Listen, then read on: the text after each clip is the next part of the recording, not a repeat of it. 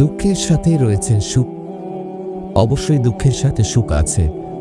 সূরা আল ইনশিরাহ আয়াত 6। আমাদের জীবনের প্রতিটি দুঃখের মধ্যে লুকিয়ে থাকে এমন এক সুখের সম্ভাবনা যা অনেক সময় আমরা দেখতে পাই না। ক্ষুধার পর খাবারের তৃপ্তি যেমন অবশ্যম্ভাবী, তেমনি অস্থিরতার পর গভীর ঘুমের প্রশান্তি। অসুস্থতার পর সুস্থতা আসে, হারানোর পর আবার নতুন করে খুঁজে পাওয়া যায় পথ। রাত যতই দীর্ঘ হোক না কেন, তার শেষে আলোয় ভরা সকাল ঠিকই আসে। এটাই পৃথিবীর চিরন্তন নিয়ম। সম্ভবত আল্লাহ বিজয় ঘটাবেন অথবা তার ইচ্ছানুযায়ী কোনো সিদ্ধান্ত নেবেন। সূরা আল মাইদা আয়াত 5-2। অন্ধকার রাত যত গভীরই হোক, তা একদিন আলোকিত প্রভাত দিয়ে শেষ হবেই। পাহাড়ের চূড়া থেকে উপত্যকা পর্যন্ত ছড়িয়ে পড়বে সেই আলো।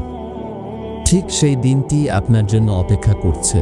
আপনার যদি মনে হয় মরুভূমি অসীম, তবু জেনে রাখুন, সেই মরুভূমির এক প্রান্তে আছে ছায়া ও সবুজের সমারোহ। জীবনের দুঃখ যত দীর্ঘই হোক, তাতে কখনো হতাশ হবেন না। যে রশি আজ শুধু কষে চলেছে, তা একদিন পট করে ছিঁড়ে গিয়ে আপনাকে মুক্তি দেবে। কান্নার পর আসে হাসি, ভয় কাটলেই আসে সান্ত্বনা, উদ্বেগ পেরোলেই প্রশান্তি।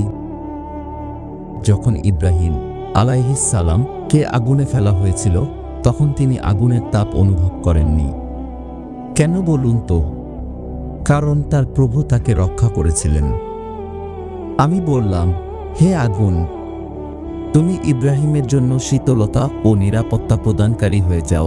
সূরা আল আম্বিয়া আয়াত 6-9।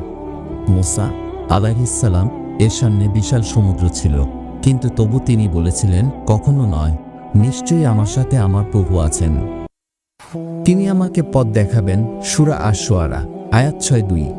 আর নবী করিম সাল্লাল্লাহু আলাইহি ওয়াসাল্লাম গুহায় আবু বকর রাদিয়াল্লাহু আনহু কে শান্ত করেছিলেন, বলেছিলেন, আল্লাহ আমাদের সাথে আছেন। সেই কথায় তাদের মন প্রশান্ত হয়ে গিয়েছিল। তাই যদি আপনি নিজেকে দেয়াল দিয়ে ঘেরা মনে করেন, বাইরে তাকান, দেয়ালের ওপারে অপেক্ষা করছে অবারিত আকাশ। হতাশ হবেন না, কারণ জীবন একই রকম থাকে না। দিনগুলো বদলায়, সময় পাল্টায়, প্রতিদিন আল্লাহ নতুন কিছু তৈরি করেন। ভবিষ্যৎ অজানা হলেও জেনে রাখুন, দুঃখের শেষে রয়েছে অবধারিত সুখ।